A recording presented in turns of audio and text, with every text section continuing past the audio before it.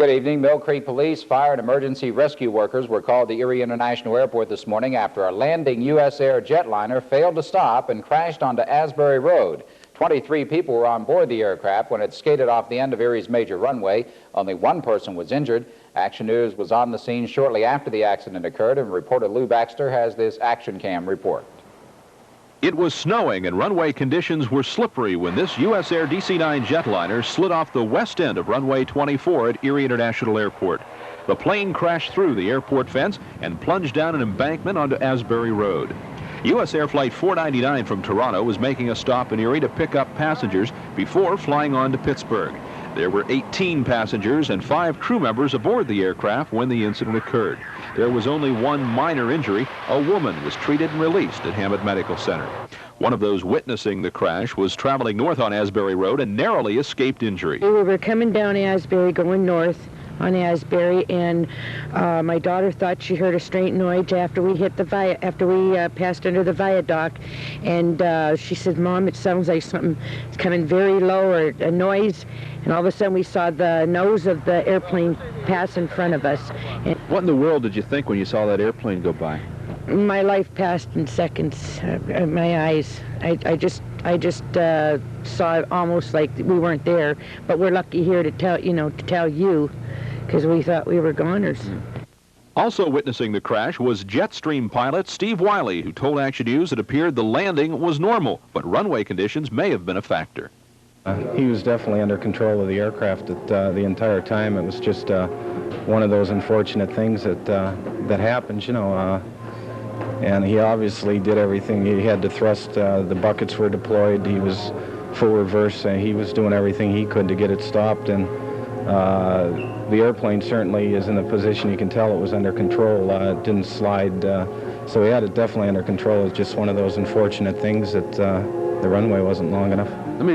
USAir officials requested that passengers not talk with the news media and kept them corralled all morning at the airport restaurant. However, one passenger from Toronto did tell reporters that there was no advance warning of the crash and no time to prepare. Oh, there wasn't time for that. We didn't. Oh, it just happened too quickly. Was there a big jolt, or what happened at the end? Yeah, there was a bang at the end, and that's when we knew. We looked out the window and knew we were on the highway, but there was mud on the windows before that. We couldn't see anything. Before the accident happened, you didn't know it was going to happen? No. Officially, it'll be quite some time before a cause is given for today's incident. Airport Control Tower Chief Al Reale could shed little light on what happened. It was inbound for Toronto. It was given radar vectors for an ILS approach to runway 24. And he landed runway 24 and slid off the end of the runway. There was no indication that it was other than a normal landing. A spokesman for USAir said the inbound flight originally decided to bypass Erie when notified the airport's instrument landing system was not operating. However, a short time later, the system was working, so the jetliner circled around and made a successful instrument approach. But for reasons still unknown, the USAir captain could not stop the jetliner before it plunged onto Asbury Road.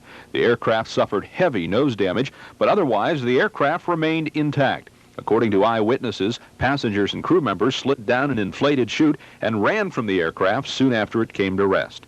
Erie International Airport was immediately closed, and that caused a real jam at the terminal since all flights were canceled. Some passengers had to delay their trips. Others were busy finding rental cars to drive to their destination. As for the passengers aboard that wrecked jetliner, they got a free lunch courtesy of USAir and were then put aboard a chartered Bluebird bus for a ride to Pittsburgh. But as luck would have it, even the bus had some trouble handling today's slippery conditions. Authorities we talked to still have no idea how they're going to remove this giant aircraft from the middle of Asbury Road. There's been talk of tow trucks, giant helicopters, airbags, and even cranes. Whatever will happen remains to be seen, but it's safe to say Asbury Road will be closed until further notice. Lou Baxter, JET TV Action News.